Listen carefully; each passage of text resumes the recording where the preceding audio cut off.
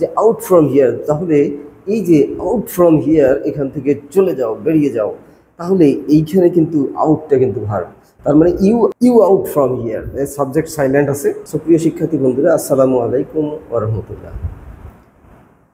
এখন আলোচনা করতে যাচ্ছি আবারও এই যে ভাবি এক হয় আর এক, মানে আমরা একটা পার্টস অফ স্পিচ ভাবি কিন্তু আর একটা পার্টস অফ স্পিচ হয়ে বসে থাকি। তো সেই পার্টস অফ স্পিচ নির্ণয়ের নিয়মগুলো আমরা সহজভাবে বুঝতে চেষ্টা করি। সেই রকম আরেকটি পর্ব নিয়ে আলোচনা করছি আউট। এই আউট এটাকে আসলে কোন জায়গায় কোন পার্টস অফ স্পিচ হয়, কোন জায়গায় এখানে কি ভূমিকা পালন করে এবং অর্থ কি দাঁড়ায় সেটি আমরা আলোচনা করার চেষ্টা করব।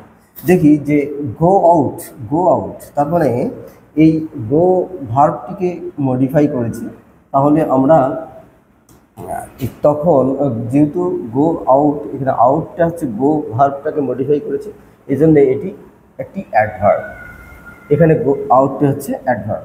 আবার এই আউট যখন বলা হচ্ছে out from here, out from here, যে আউট ফ্রম হিয়ার, তাহলে এই যে আউট ফ্রম হিয়ার এখান থেকে চলে যাও, বেরিয়ে যাও, তাহলে এইখানে কিন্তু আউটটা কিন্তু ভার্ব।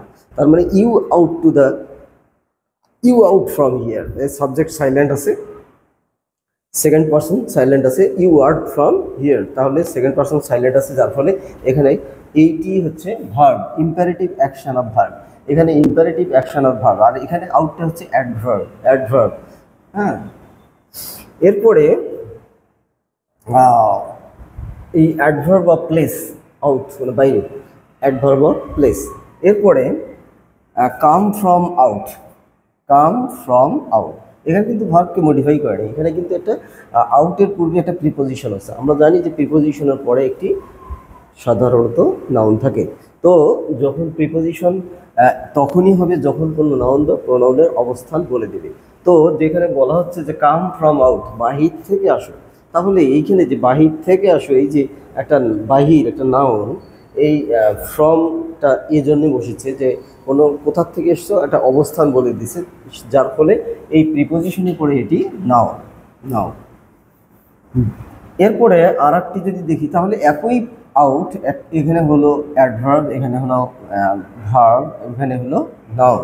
আবার দেখি কি হয় যে this this product is out of market.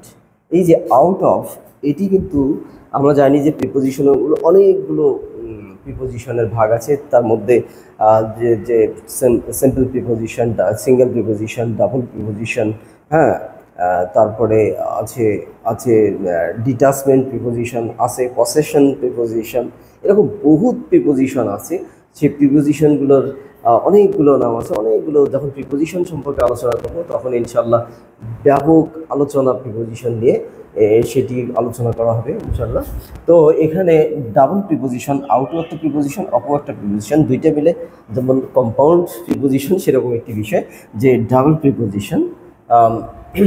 তো আউট অফ মার্কেট, এইটি আসলে মার্কেট যদি নাউন, নাউনের পূর্বে এটি ডাবল প্রিপোজিশন, আউটটা হচ্ছে ডাবল প্রিপোজিশন। এরপরে 5 নম্বরের দিকে যদি তাকাই, 5 নম্বরে হলো যে হি is out and out, out and out a criminal.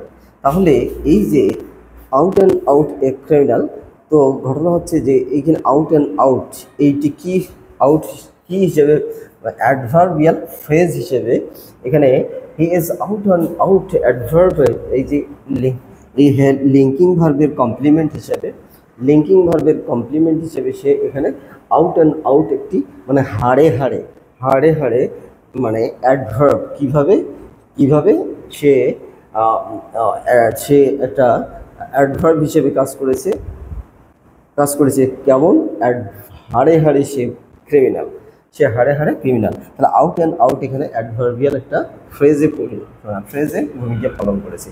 তাহলে এই যে আউট, এই আউটকে আমরা কতভাবে দেখলাম, পাঁচটা স্টেজে দেখলাম। একটা হলো অ্যাডভার্ব, একটা হলো ভার্ব, একটা হলো নাউন, এবং একটা হলো ডাবল প্রিপোজিশন, আর একটি হচ্ছে অ্যাডভার্বিয়াল ফ্রেজ।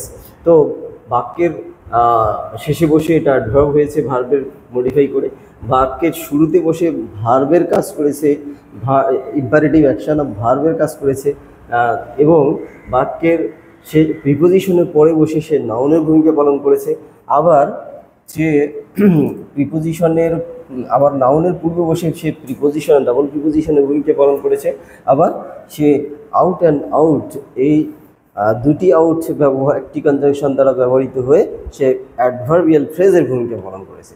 তো আশা করি ক্লাসটি ভালো লেগেছে। এইরকম আরও ক্লাস নিয়ে হাজির হব ইনশাআল্লাহ। সেই পর্যন্ত সবাই ভালো থাকো, সুস্থ থাকো। আল্লাহ হাফেজ। আসসালামু আলাইকুম ওয়া রাহমাতুল্লাহ।